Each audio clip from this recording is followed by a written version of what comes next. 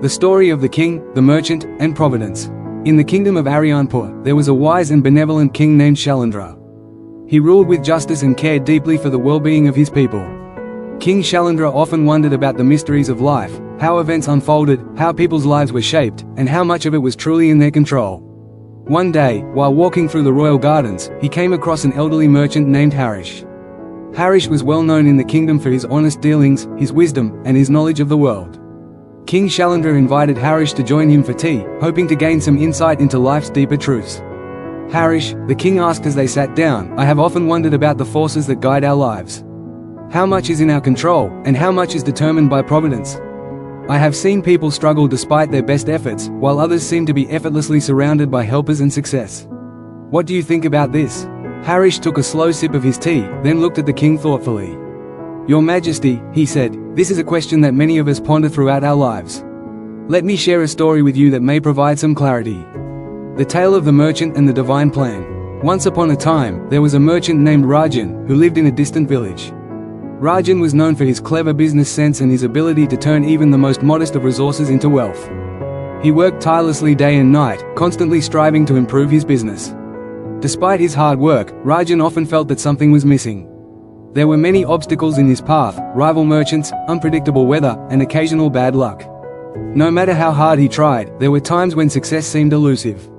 One day, after yet another setback in his business, Rajan decided to visit a wise hermit who lived on the outskirts of the village. The hermit was known for his deep understanding of fate and providence, and Rajan hoped that the sage might provide him with the answers he sought. When Rajan arrived, he found the hermit sitting peacefully under a banyan tree. After greeting him, Rajan asked, Great sage, I have worked diligently all my life, yet I often face obstacles that hinder my success. I don't understand why my hard work does not always lead to prosperity. Please, can you tell me what I am missing?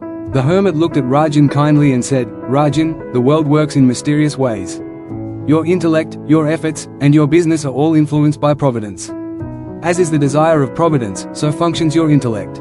It is not only your own intelligence or skill that determines success, but also the will of a higher power. Let me tell you a story. The story of the king and his workers. Long ago, in a distant land, there was a king named Vikram, who, like you, often wondered about the workings of providence. He had an ambitious plan to expand his kingdom, to build new roads, and to bring prosperity to his people. But despite his best efforts, progress was slow.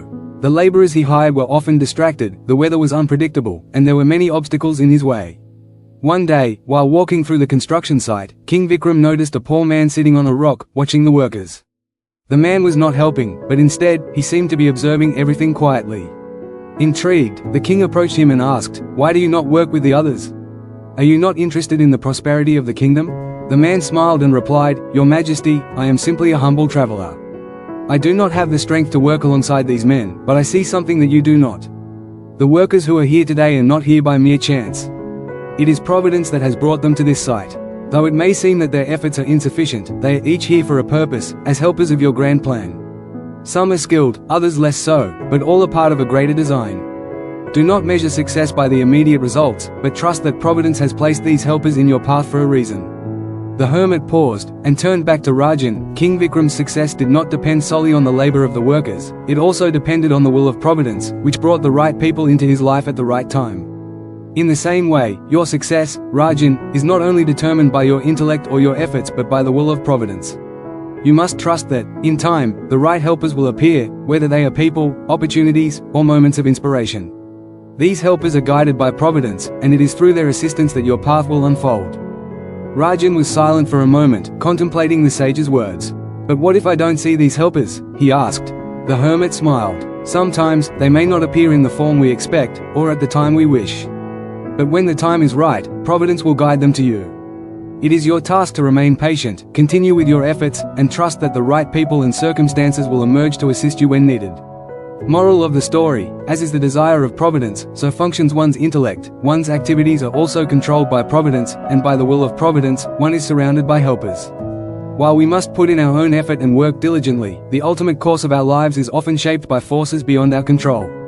The right helpers will appear at the right time, guided by providence, to help us fulfill our purpose. Trust in the unfolding of life's plan and remain patient, for the universe has its own way of bringing everything together when the time is right.